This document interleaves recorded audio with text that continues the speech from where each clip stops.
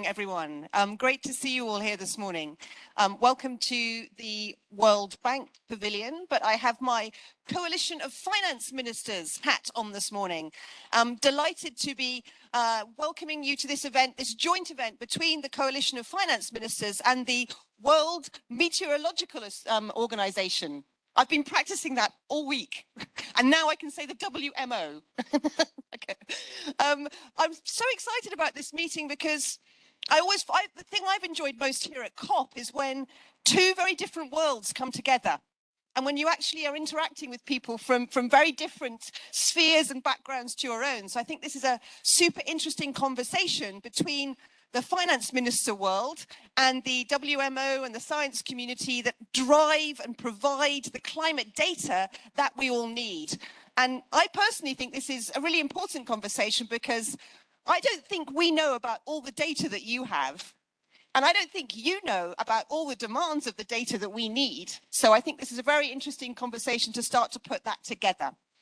To open up, let's start off with some opening remarks that we have, and then we'll come to our super interesting panel. I see Alexa has just joined us as well, which is fantastic. Welcome, Assistant Secretary. We will start with some opening remarks.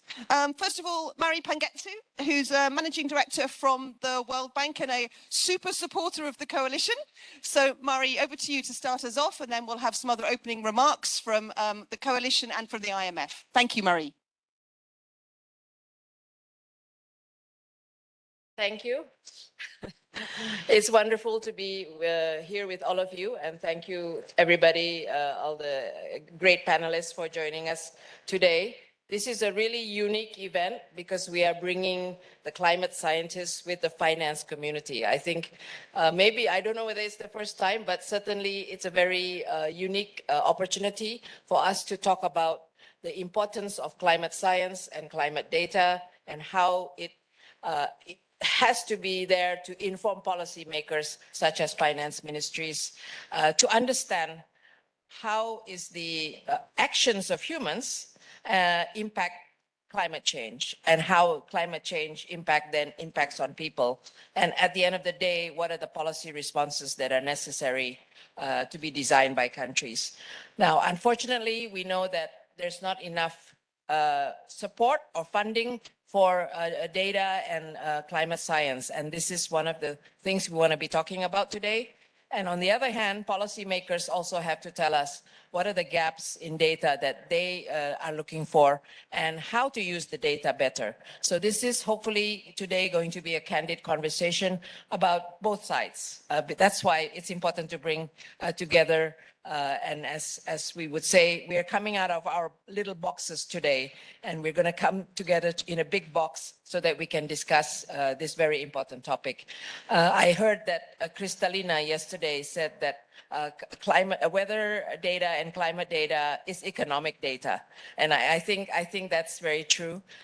When I was a policymaker, we always used to have the information about the weather because it affects food prices, it affects whether we anticipate disasters or not. But certainly it can't just be our data, it has to be, climate and weather has no borders.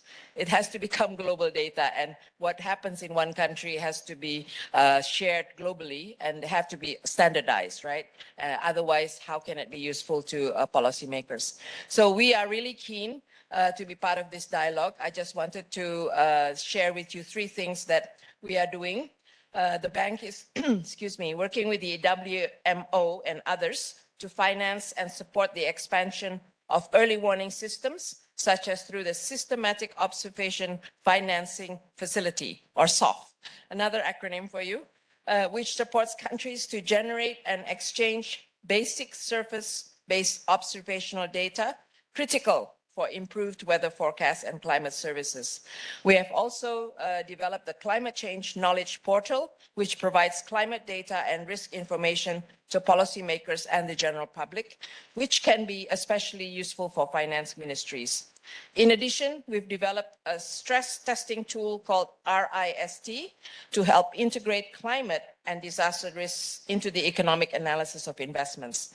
These are just some examples of our work in this area, and of course there's much more to be done.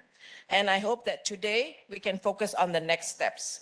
What can and needs to be done so we can take the task and make sure climate scientists and finance ministries can work together to tackle climate change. I'm really excited to hear the ideas that will come up in the panel discussion and the Q&A that will follow. Thank you very much.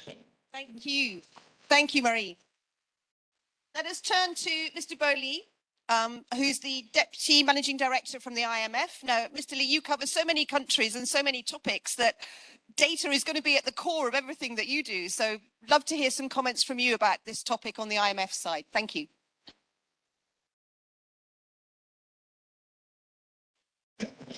Thank you. Good morning. As we meet here in Sharm el-Sheikh to reinforce the need for swift and effective climate action, I'm very pleased this morning to attend this meeting co-hosted by the Coalition of Finance Ministers for Climate Action and the World Meteorological Organization, WMO. I have also tried this word many times this morning. There is no need to explain to this audience that science-based solutions and data are more important than ever. To embed climate risks in fiscal and financial sector planning, we need to quickly develop a new generation of economic models that can transform the most advanced knowledge about climate hazards into their potential impacts on the economy. As in economic modeling, the quality of climate analysis depends on the quality of the data that is fed into climate models. Unfortunately, while we have come a long way to expand and improve weather observations, there are currently gaps in weather data collection, especially in the low-income countries and small island states, which incidentally are the ones that are most vulnerable to climate change and extreme weather. Due to the public good nature of climate data, it is essential that governments and international organizations take a leading role in funding and planning these efforts. I renew today the support already expressed by Managing Director Kristalina Georgieva in March 2021 and also again yesterday for the WMO initiative to improve the collection of weather data by launching the Systematic Observations Financing Facility. These investments will have great benefits. Better data can improve the quality of weather forecasts globally, especially medium to long-range forecasts, which benefits for all countries. For instance, better forecasts improve the ability of early warning systems to save lives. More accurate data is also essential to fully embed climate issues into fiscal and financial sector planning and for efficient investments in adaptation. At the IMF, data empowers all that we do. And as we pivot to help our countries take climate change considerations as part of their economic and financial future, the better the data, the better the economic decisions we can make. In fact, we rely on data from the WMO as a key resource for developing the climate indicators that are part of the IMF's Climate Change Indicators Dashboard launched last year. Again, I welcome this initiative and I encourage you to break the boundaries between disciplines, share information, and to learn from each other to prepare the world to meet the challenges ahead. We must use all resources at our disposal in this fight. Thank you. Thank you. Thank you, Mr. Lee.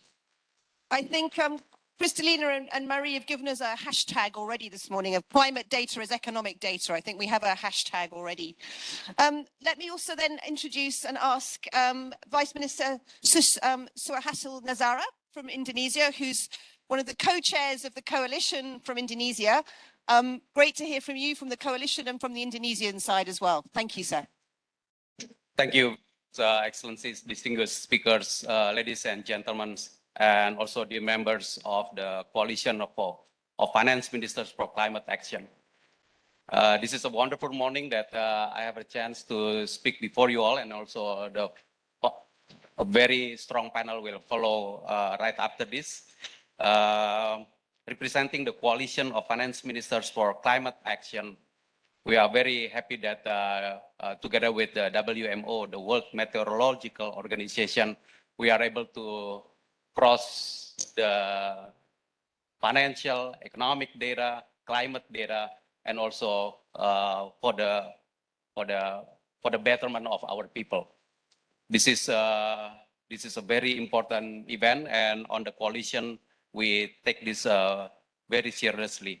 We are aware that adapting economic planning and for the economic and financial market that climate change poses the risk to the stability of our economy. And usually Ministry of Finance are very keen to ask for the, what is the data? What is the why you talk like this? Why you, because I can tell you as a finance ministry, at the finance ministry, usually what we face is that we never short of ideas coming in from the line ministries. They always come up with good ideas. Make this program, make that program, spend this money on these expenses, spend that money on those expenses. Okay. And then at the Ministry of Finance, we have to make sure that we allocate resources in the right way. How do we do that? Technocratically speaking, we have to look at the data. So when it comes to the climate change, I'm very happy to say that we are looking for the data, not only about the climate data, not only about the meteorological data, but how those data on the climate will impact the people, will actually impact the marginalized people, will actually impact the people on the ground, the agricultural sector, the health sector, the food, and the rest. So that's how I think I can talk to my scientist friend, convince us with the data. And then make also sure that our staff at the Ministry of Finance can also understand the data. So that's why we have several activities. Back February 2021, we held the first event which provided an overview on how climate microeconomic modeling can actually show the climate and environmental risks. Last September 2022, IMF and the World Bank has also provided seminar on climate microeconomics, quantifying the historical impact of anthropogenic, or this is a new word for a lot of economists, climate change on agriculture. So this is very important. I think I would like to thank the World Meteorological Organization to talk about this. And then another, although I'm here representing the climate, the coalition, but let me share with you one last thing about what we are trying to do now in Indonesia. We try to pull the risk of disaster.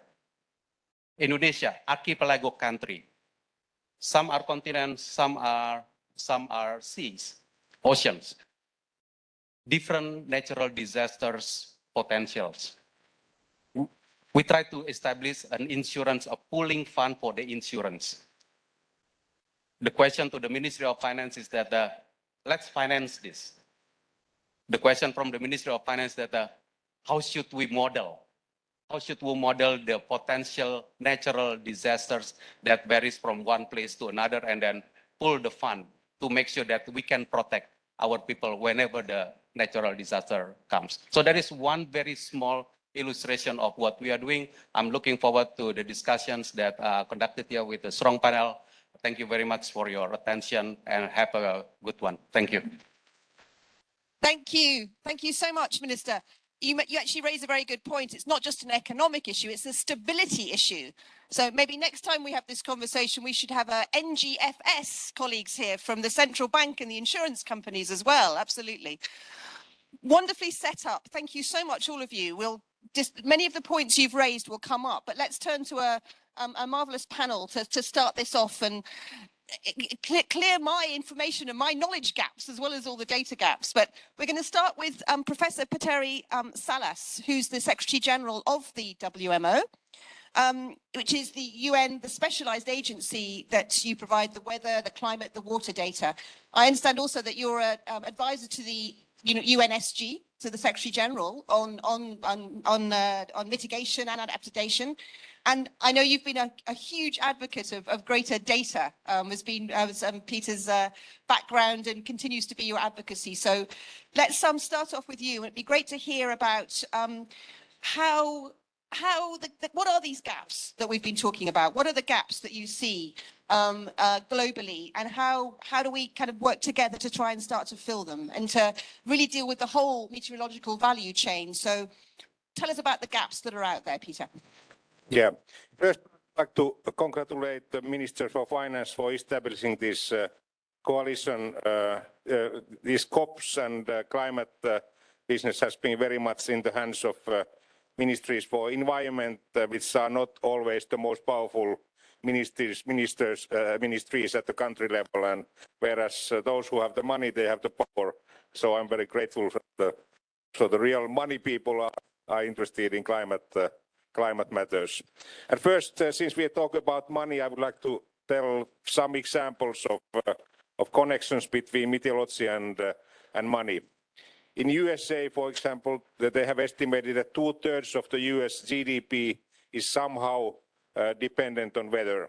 It's agriculture, it's energy, it's aviation, it's marine transportation, and various sectors in the countries where this is seen.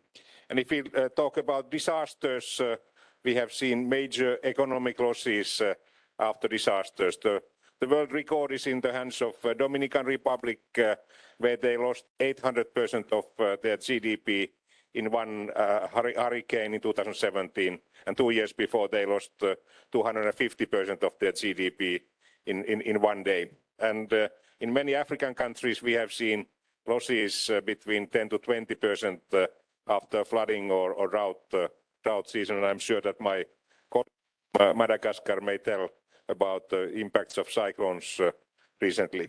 And of course, this famous Stern report, which was published only 15 years ago, was demonstrating that it's 20 times cheaper to mitigate climate change than to live with the consequences of that. So this money connection exists, and also finally I would like to say that $1 that you invest in meteorological services, you are gaining $10.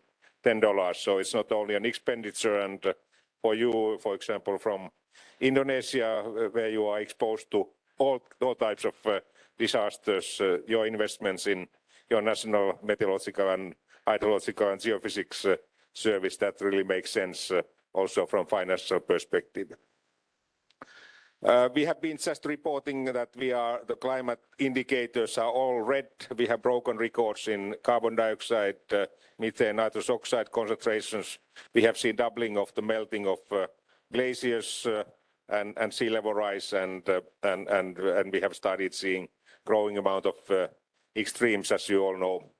And 3 years ago, we realized that we have to invest in our basic observing systems. We created the SOFT program that you learned a new acronym. Congratulations for that.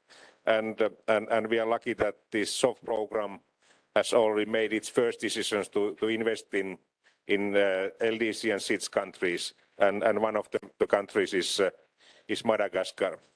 And this SOFT program has triggered even wider attention. Secretary General Guterres has tasked WMO to prepare an action plan how to get 100% coverage of proper early warning services by the end of 27. At the moment, only half of our 193 members have proper early warning in place. And this poor services and poor observing systems means that the economic losses and the human casualty numbers are much higher than in those countries where the situation is in good shape. And we have just prepared a program that was endorsed this morning by the heads of state and also Secretary General Guterres, that we should invest $3.1 billion during the coming 5 years, half of that for meteorological and hydrological infrastructures and service capabilities, and half for preparedness and this kind of safety authority type of work, which UNDRR is very much dealing with. And we are very grateful that already many countries have decided to invest in SOF.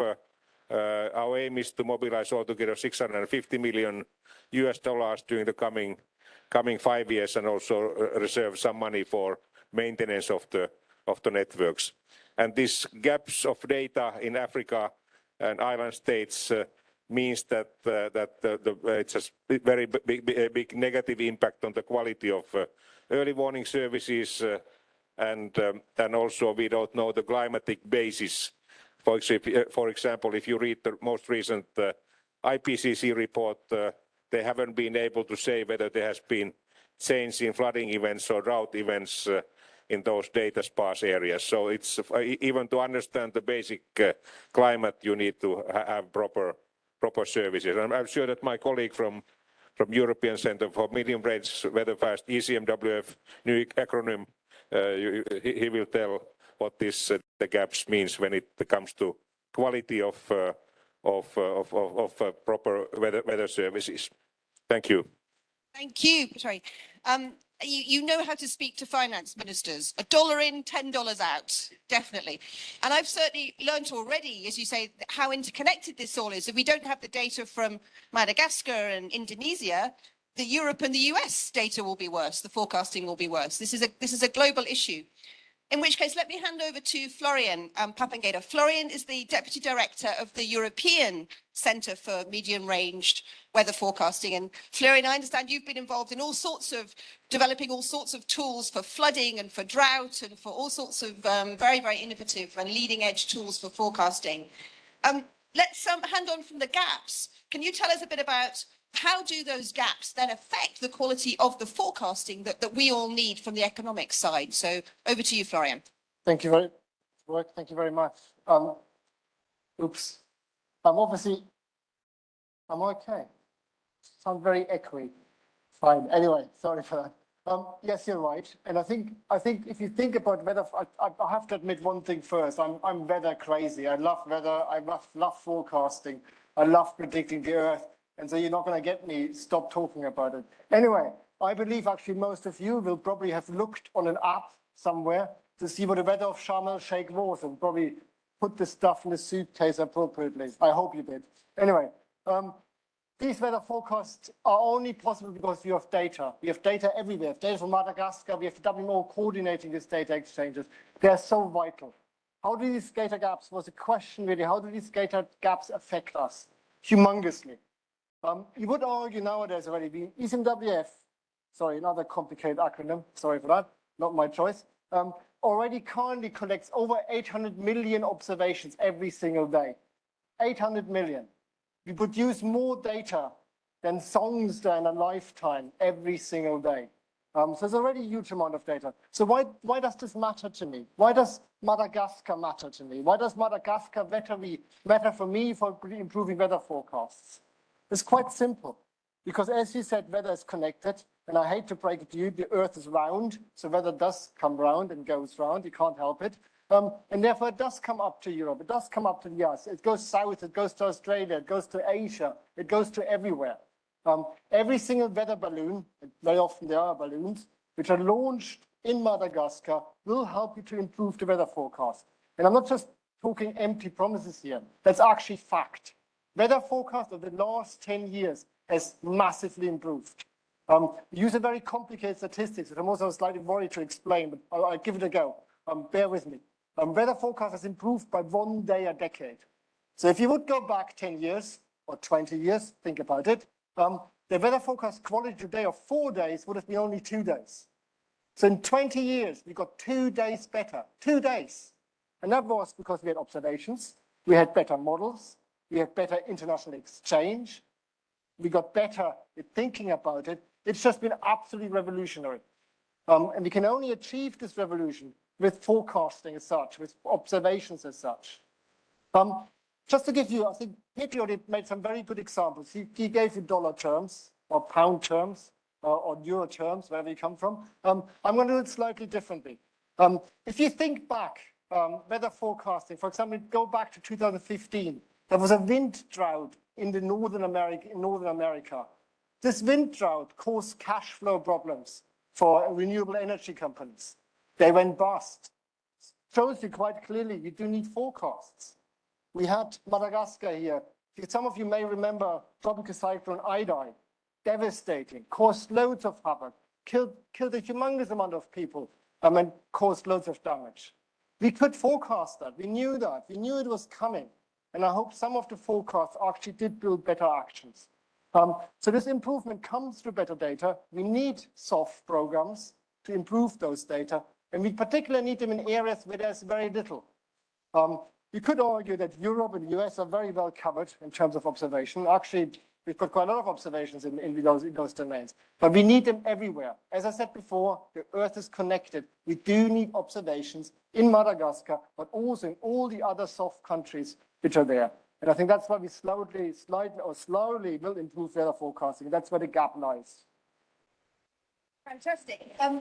Now, this is very dangerous because I'm a Brit, so the Brits can talk about weather all day. So this is very dangerous. Fascinating. I love the fact that you've made, say, the link into the economic effects are very, very clear. Absolutely. Let's turn to Dr. Nininovola Rahologiao. Thank you. That's nearly as difficult as meteorological. Dr. Nini. She's the Director General for the Bureau of Climate and Meteorological Data in Madagascar, as we've heard.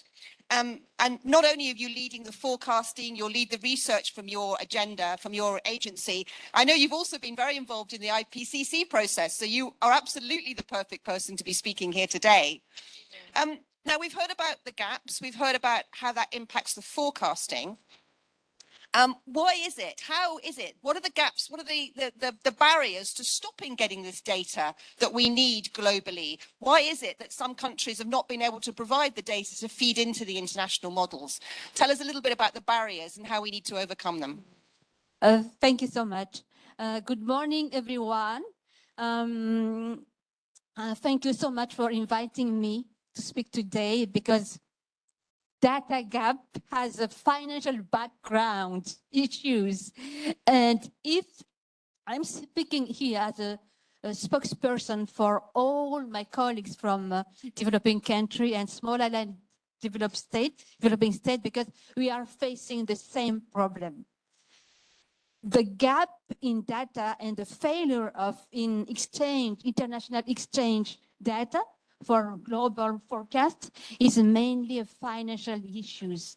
For example, it's linked mainly with the allocation of budget, which cannot cover anymore the cost of periodic maintenance, the cost of spare parts, because there is an increase of the cost of the spare part. And sometimes when we have enough money to buy spare parts, these spare parts are not available in Madagascar.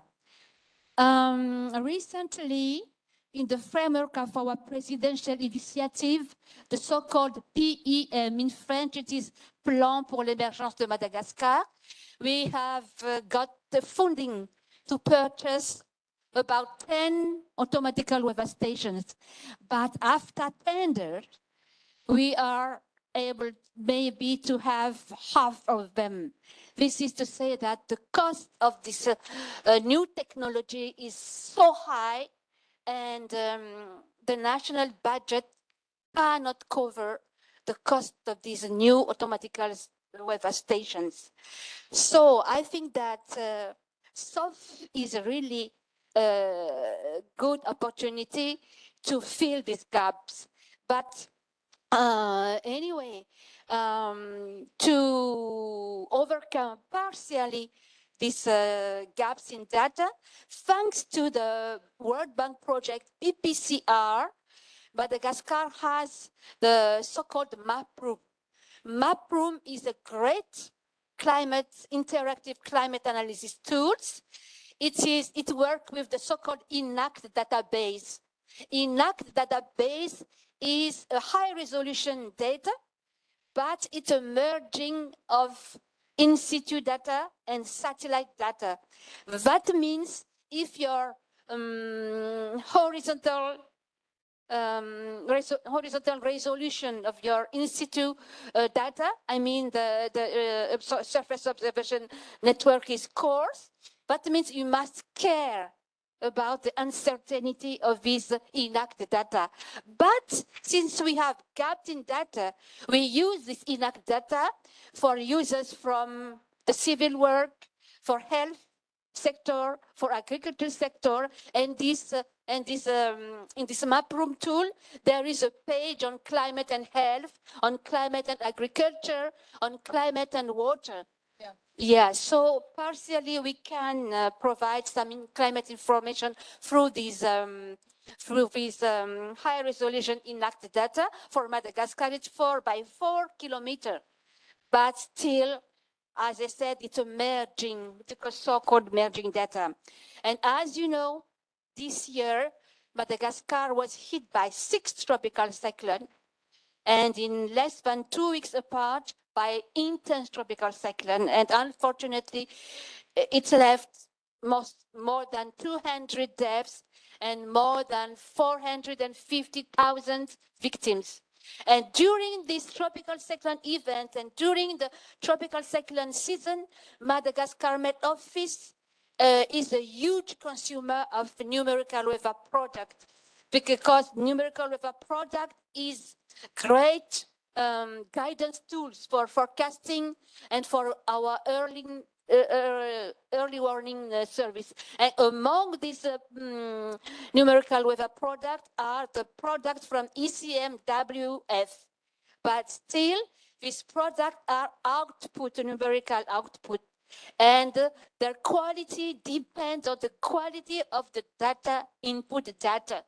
So if you would like to improve the quality of these numerical weather product, since WMO, as far as I know, ECMWF is now working on improving the horizontal resolutions of their product. That means in situ data is really crucial to improve the quality of the numerical weather product and to improve the national, regional, and global early warning system. So thank you so much for the donors of SOF, for this great opportunity for all the country in need to improve their early warning system and forecasting system, observing system for the benefit of the human being. Thank you so much. Thank you, Dr. Nini. You're such a articulate advocate for your cause. And I think I'm very struck by a lot of the conversations around this adaptation COP. Yeah. It comes down to the cost benefit. We look at the cost and we don't always look at the benefits. And you've made that very, very clear. Yeah. Thank you. We'll come back to the details of the resolution. Let me turn to Alexia. Alexia de la Torture is the Assistant Secretary from the US Treasury. Now, Alexia has many long history of working on development, and you therefore are the expert person to know that development and data are so strongly connected. They go very, very strongly together. Let me have your thoughts on, we've heard about the gaps, we've heard about why they're needed. We can see there's links to economics. We can see, why is it crucial? Why is it so important, do you think, for the ministries of finance to help to improve and to get this data? What are your thoughts on that?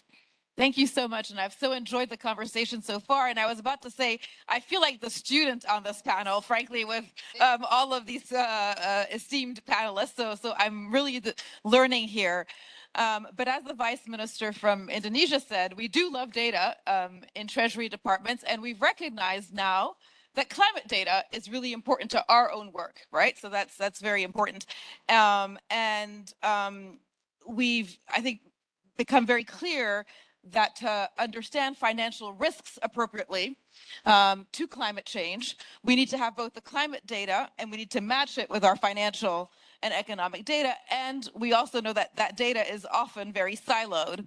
And so I think, Bo Lee, you talked about breaking down disciplines across discipline, boundaries across disciplines, and that's been really, really important. And then our hope is that the integration of this data will then really help inform our assessments of both the physical and transitional risks to global financial systems and stability, absolutely.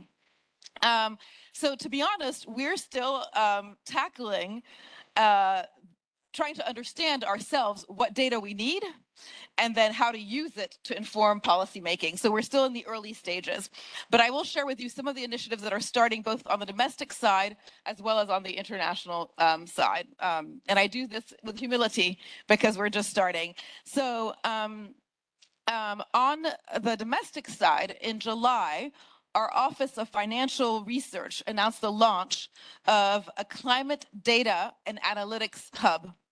It's a new tool to help financial regulators assess the risks to financial stability from climate change. And so the idea is to create a collaborative environment where colleagues from across different federal agencies can pull their data together. And this includes data around wildfires, around crop conditions, around rainfall, and other climate data. And then to combine that with public supervisory data to get a more precise view on the relationship between climate change and financial stability. Then there's also work that we're doing now with our office, our federal insurance office. And I'm sorry, I'm reading a little bit because this is also new to me myself, but our federal insurance office, where we've gone out with a request for comment from different parts of the government for them to sort of tell us what kinds of data might be important to also help assess the risks of potential for major disruptions of private insurance coverage in regions of the country that are particularly vulnerable to climate events like Florida, where my parents happened to live. The flies also like this panel, by the way. And so we're beyond these two efforts that I mentioned, we just have a really live conversation in our interagency, so across the different government agencies, to understand what data sets are available and could be useful to this exercise. So for example, we're having lots of discussions with our National Aeronautical and Oceanic Administration, NOAA. They have a great booth here, by the way, to better understand what data they collect and how to integrate their wealth of data and knowledge into our own capabilities. So a work in progress, and very much grateful to the coalition to raise this topic, because I think we want to exchange with other finance ministries to really make sure we're not ignoring sort of dead data, that we can make it come to life, and that we know how to sort of use it and integrate it for our policy making. So on the international side, which we're also sort of focusing on for reasons that are terribly obvious, and I think what we just heard from Madagascar in terms of the shocks is very compelling. Obviously, Pakistan we followed very closely, Nigeria as well. So it's pretty clear to us that we need better data, both to understand macroeconomic shocks, but also we need sort of sector specific data to also look at sector specific projections that can be changed massively by climate events. And so this is also part of what we're doing with President Biden's launch of the Prepare initiative, which is our big adaptation initiatives, where we're trying to reach 500 million people. And a big part of the initiative is to try and get climate early warning and climate data into the hands of people in emerging markets, with a strong focus, I should say, on Africa, so that they can indeed build their own resilience. So again, lots of new and exciting acronyms that I'm becoming exposed to, and thrilled that the coalition has that firmly on its agenda. Because as Kristalina also said yesterday, she said that policy, good policy is finance, good data is finance as well. Thank you. Thank you, Alexia. And I think you're right. We definitely need the insurance sector next time we have this discussion. It's really important. We should bring them in. Get your thinking caps on. We have lots of good students in the audience. We have a microphone, but start thinking of some questions. I'm going to ask, Florian, can I ask you a question to start? One thing I've always been interested in is, we talk about we need the international data. I understand there's quite different modeling done by sort of the US versus the Europeans. Now, in economics, we have different macro models. And in some ways, obviously, that's a good thing. You have different forecasting, but it can cause noise sometimes. It can cause sort of confusion. What's the difference? Do you think it's important to have different modeling? And how do you sort of align or work with your US colleagues in terms of the different models rather than the different data feeding in? So it probably comes as no surprise, but I really believe diversity is quite important there. Modeling does come as physically based modeling. It requires different approaches. You have different ways of how you solve an equation, how you approach a certain problem. So there's diversity of approaches important. There's about 10 global centers now, I think. I always get a number wrong. It's roughly 10. And we work quite closely with our colleagues. For example, we work quite closely with loads of the US space agencies. We work quite closely with the National Weather Service. We work quite closely with the other National Weather Services all across the globe to exchange ideas, to exchange methods, to exchange data, but also to exchange data. And for example, if you go to seasonal forecasting, and when we talk about forecasting for 3 to 6 months in ahead, it is scientifically proven that if you put all these models together, your forecast is better than just using a single forecast, which is an experience not too dissimilar to what you have in finance. Absolutely. Yeah, very good point. Can I just ask Petri and Dr. Nenny quickly, we talk a lot, you mentioned the satellite sort of top-down data. How important is the growing sort of bottom-up crowdsourcing from the community data collection? Is that another part of way of filling the gaps and filling the data gaps that we need? Yeah, if I start, so we are global using data from various sources in real time. We have ground they have at Madagascar. We have balloon soundings, we have aircraft, we have vessels, we have satellites, and all this data is freely exchanged. And if you don't have ground-based data, you are lost. So satellite.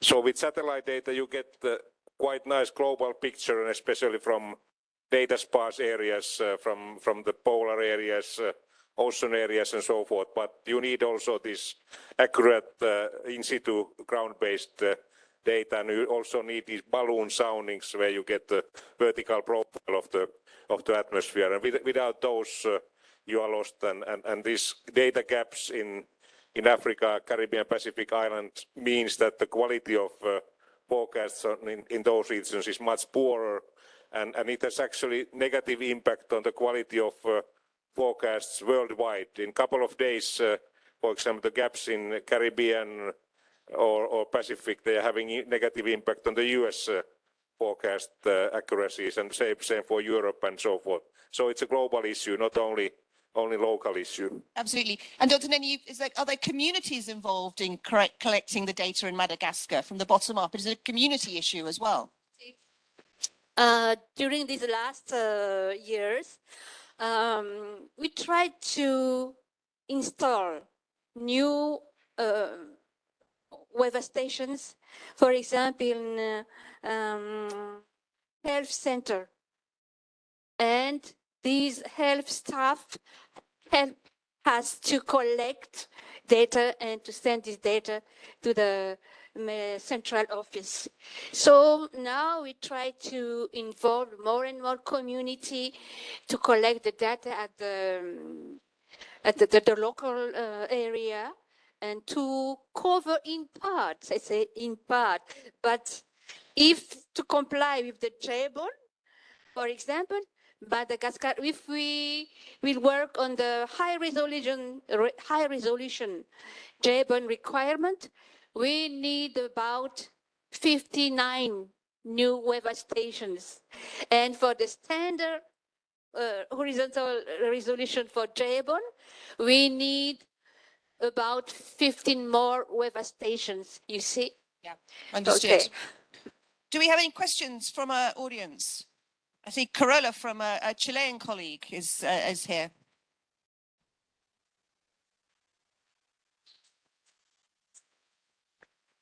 Thank you so much, Fiona, for the panel and for all the organizers. Thank you for our panelists. So, Carola Moreno here from the Ministry of Finance of Chile. So, going to the point, so data, it urges to have, but it's quality, verifiable, granular, publicly available, comparable. So, it's a huge challenge. So, my question has to do with the following. We need to stock take for diagnosis. We need to calibrate models and take action. So on that part, I want to underline, there's a trade-off. It takes time to build a database with all those characteristics, and we need to take action soon, hopefully now, yesterday. So what could be sort of like the minimum quality that you could think of in terms of standards, quality standards, in order to do a responsible policy based on that data that could be imperfect because we don't want to wait? Or how much data is enough in order to take action? Maybe Pietri, maybe you could take that one, yeah, to start with.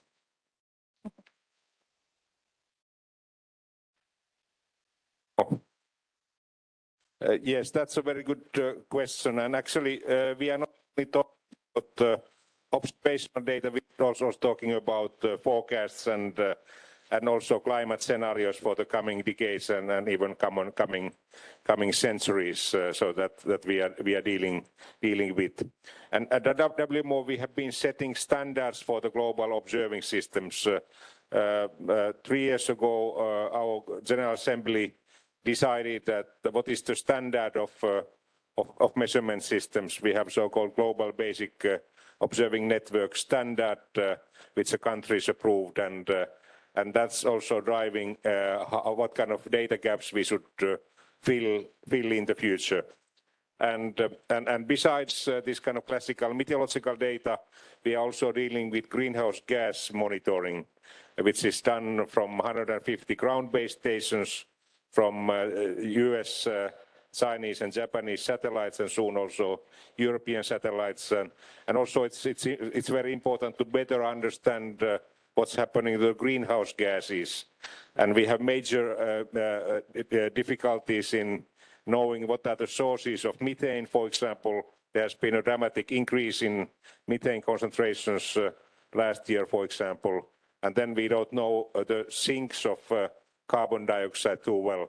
And that's why we have one initiative for this COP to create a new system to monitor greenhouse gas cycles, so the sources and sinks, and by doing so we could see what's happening in real atmosphere instead of relying on the reporting of individual member countries. And Alexia, I think maybe part of the answer is what you were saying. There's actually a lot of sources that we're not necessarily getting across from other NOAA, etc. I've been doing a lot of work with our environmental teams, and again, there's tons. The finance sector keeps saying we need data, we need data, we need data. There actually may be more than we know about in other silos that we could break down and draw on. I mean, certainly in an advanced country like the US, that's absolutely the case. The question really is about integration across the data sets, and then integration across the ministries, and then incorporating that data as a core function of a finance ministry as well. So that's the challenge, I think, domestically. And then internationally, and I think NOAA has a lot of partnerships internationally, it's, you know, the public good aspect, so sharing data to the point of we need global data, and you know it's all interconnected. So a public good aspect, sharing data. I think the capacity building piece is really important, even for us. Like we now, you know, we have scientists now who work in the Treasury Department, right? Because to be able to understand the data, I have one on my team actually sitting back there. So I think there's a capacity piece in helping, I think, emerging markets also build their capacity. And here, the World Bank has a role, I think, both on the capacity piece as well as the data piece. And then I would say the communication and use piece, depending on what you're trying to do with the data, right? There's a communication to populations about evacuate from here piece. There's development of new financial products based on the data. So I think depending on the use of the data, I think also the communication piece when it needs to get to populations and do that in a simple, powerful way is also very, very important. Mr. Lee, I think you had a question. Thank you. I have a question on computing power. We say, data is public good, but shouldn't the computing power also be a public good? What is the current, distribution or situation in terms of computing power across countries? I know a lot of developing countries, they don't have enough computing power. And we know computing power is very important to have a good weather forecast, to utilize the climate and weather data effectively. So are there any initiatives to increase the supply of this global public good of computing power across countries?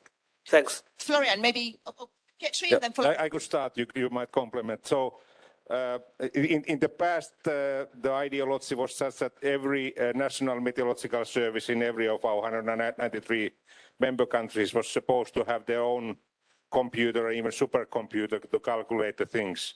But now we are lucky that we have 13 global centers. ECMWF is one of those, and they have started providing their products for free use. And the key issue in middle-income countries and low-income countries is that they have to get access to those products, and they can build their national capacity around those products. And that's what we are promoting. And then we are lucky that also these kind of cloud services are made available nowadays. So you can exchange the data in cloud systems, and that's powerful way. So this scheme has changed from this kind of nationalistic own supercomputing or computing to access to the products that for example ECMWF is providing, which are, by the way, the best in the world.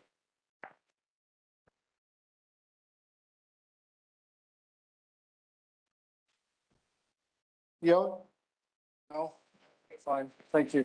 I think the only thing I would like to add, which was very good, so you already said cloud computing. You have to be a bit careful here because we run an HPC, a supercomputing center, at the same time as our weather forecast. These things are not just next to each other, they are deeply interlinked. And you have to have a very deep knowledge of both of them. So you can't just have a computer and then a weather model and that's sort of it. You do need the interlinkage too. And it's quite clear what was just said is that this coalition of countries which sort of get together and may actually start forecasting together on one computer is definitely the model forward. We have an excellent example in the Nordics, in the north of Europe, for example, where several countries have got together and buy one computer together. We mentioned cloud computing as another way out, but I think the going alone way is a way which is very difficult to achieve for any country. Good message, I think, from for many sectors. Sir, another question here. Thank you. This is Qiming I'm a meteorologist from Taiwan. I know right now the weather data is valuable, and however, some financial department need more weather data, more observation, more accurate, more high resolution, and more history data. However, sometimes the Weather Bureau, the level is not so high, just under the Ministry of the Environment or something. So I'm wondering, what's the budget? Should the Weather Department the budget should raise up how many percent? Or we want more data, however, they're still the same budget. Thank you. I think that's a loaded question. I think.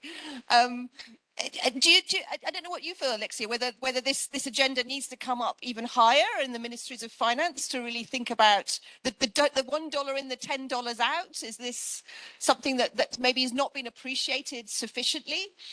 I thought you were going to go to Madagascar, but happy to take the question. No, I mean, all I can say, and I think, frankly, the coalition and the strategic planning exercise that we undertook as a Department of Treasury more broadly on climate, so covering several aspects, including data, is part of our strategic plan at the highest level. Yeah. And so this is on our agenda. It's core. We're going through, the different relevant parts of the Treasury Department and linking with the different other parts of the federal department the federal government to understand, where we need to come together, and again, how do we use this data? Where is it useful? Not just collect. And it's at the heart of our strategic plan. So I can't say much more than that. Dr. Nenny. Yes. When we ask, people ask us, how much do you need? Usually we always say we need 10 times more.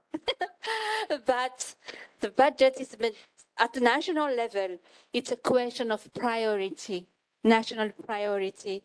And in a country like Madagascar, the priority, the social issues. Yes.